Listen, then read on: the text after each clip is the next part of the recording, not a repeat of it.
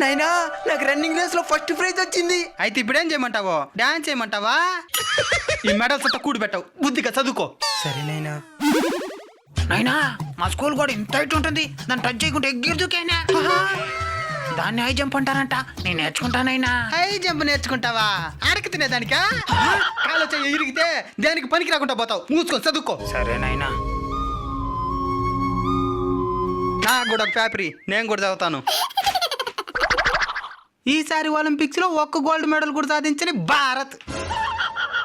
పాయింట్ల పట్టికలో 71వ స్థానానికి పరిమితమైన భారత్. ఎంతమంది ఉన్న దేశంలో ఒక్క మెడల్ కొట్ల, దేనికి భూమికి భారమా?